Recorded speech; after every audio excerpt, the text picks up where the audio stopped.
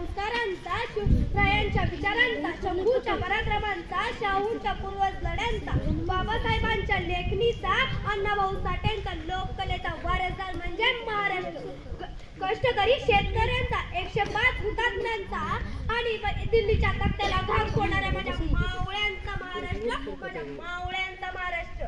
सर्वप्रथम मी या महाराष्ट्राच्या मातीला मानाचा मुजरा करते आणि माझ्या विषयाकडे वळते. नमस्कार विद्यार्थी मित्रांनो, मी श्रावणी संतोष वायकर, इयत्ता 9वीची विद्यार्थिनी.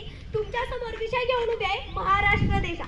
माझा महाराष्ट्र देशा. महाराष्ट्र म्हटलं की आपल्याला सर्वप्रथम आपल्या डोळ्यासमोर उभे राहतात ते छत्रपती शिवाजी महाराज. महाराष्ट्राची पुण्याई होती म्हणून छत्रपती शिवाजी महाराज जन्माला आले.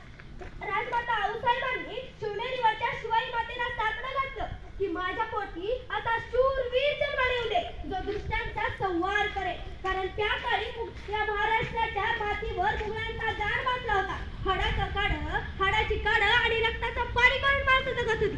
तेव्हा या महाराष्ट्राला हवं